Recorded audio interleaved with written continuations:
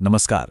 जरा सोचिए एक ऐसे युद्ध के मैदान के बारे में जहां इतिहास का सबसे महान योद्धा लड़ाई शुरू होने से ठीक पहले एक बहुत गहरे संकट में फंस जाता है।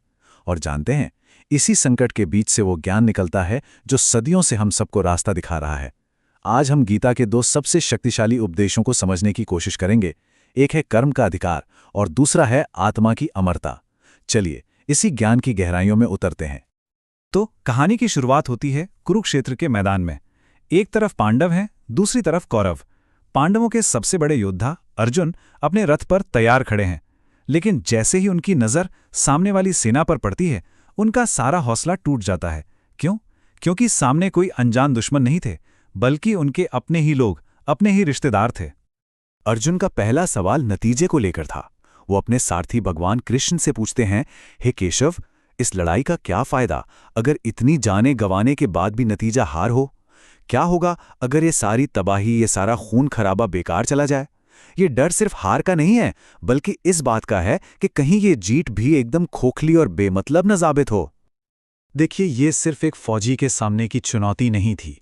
ये एक बहुत ही गहरा, इमोशनल और नैतिक संकट था। अर्जुन कहते हैं, मेरे हाथ कांप रहे हैं, मैं उन लोगों पर तीर कैसे चलाऊं जिन्होंने मुझे सिखाया है, जिनसे मैंने प्यार किया है। ये उनके दिल का दर्द था जो उन्हें अपने कर्तव्य के रास्ते से डिगा रहा था। और अर्जुन की इसी उलझन, इसी दुविधा के जवाब में कृष्ण वो पहला और शायद सबसे प्रसिद्ध उपदेश देते हैं। ये है कर्मयोग का सिद्धांत, जो अर्जुन की हिचकिचाहट का सीधा और सटीक समाधान है। कृष्ण कहते हैं, पार्थ, तुम्हारा अधिकार केवल कर्म करने में है, उसके फल में कभी नहीं। इस एक लाइन में एक बहुत गहरा दर्शन छिपा है।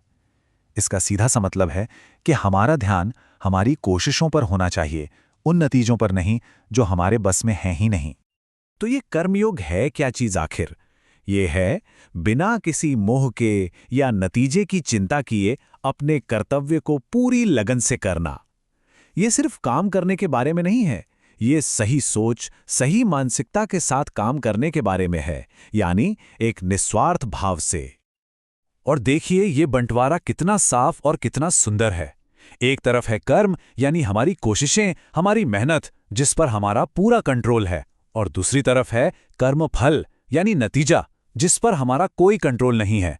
इस आसान सी बात को समझ लेना ही हमें सारी चिंताओं से आजाद कर सकता है। तो फिर सही मानसिकता क्या है?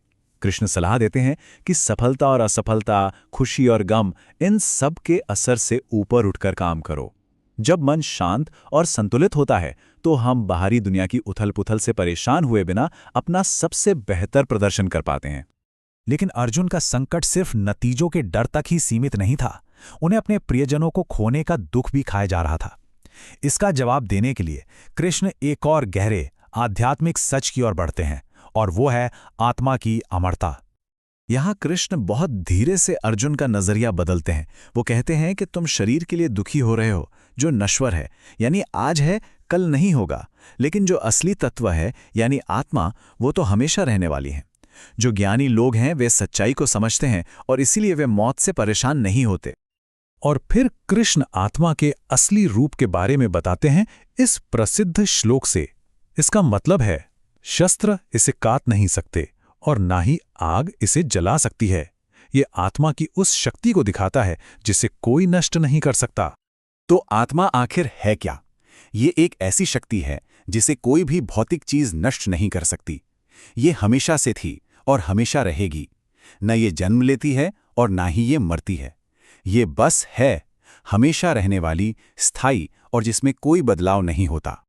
इसे समझने के लिए कृष्ण एक बहुत ही कमाल का उदाहरण देते हैं। जैसे हम पुराने और फटे हुए कपड़े उतारकर नए पहन लेते हैं, ठीक उसी तरह आत्मा भी एक पुराने जर्जर शरीर को छोड़कर एक नया शरीर अपना लेती है। तो मृत्यु कोई अंत नहीं है, वो तो बस एक बदलाव है। तो अब इन दोनों शिक्षाओं को एक साथ रखकर देखते हैं। कर्म का अधिकार और आत्मा की अमरता, ये दोनों मिलकर अर्जुन को वो स्पष्टता और शक्ति कैसे देते हैं जिसकी उन्हें उस पल सबसे ज्यादा जरूरत थी। तो इसका सार ये है, जब ये ज्ञान हो कि आत्मा अमर है तो मौत का डर खत्म हो जाता है। और जब ध्यान सिर्फ अपने कर्तव्य पर हो, परिणाम पर नहीं, तो असफलता की चिंता भी खत्म हो जाती है। भय और चिंता के बिना ही एक योद्धा अपना सर्वश्रेष्ठ प्रदर्शन कर सकता है। इसी ज्ञान के साथ कृष्ण अर्जुन को अंतिम निर्देश देते हैं। वे कहते हैं कि तुम्हारा ये दुख और तुम्हारी ये हिचकिचाहट सिर्फ एक भ्रम है, एक मोह है। इस मोह को त्यागो और अपने कर्तव्य का पालन करो।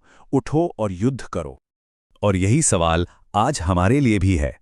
हम सब अपनी अपनी जिंदगी में किसी न किसी कुरुक्षेत्र का सामना करते हैं, चाहे वो करियर का कोई बड़ा फैसला हो, कोई मुश्किल रिश्ता हो या कोई निजी चुनौती। गीता हमें सिखाती है कि उस युद्ध के मैदान में हमारा सच्चा कर्तव्य डर और मोह से परे जाकर अपने कर्म को पूरी ईमानदारी से करना है। सवाल यह है कि क्या हम अपने मोह को त्याग कर अपने कर्तव्य के लिए खड़े होने को तैयार हैं?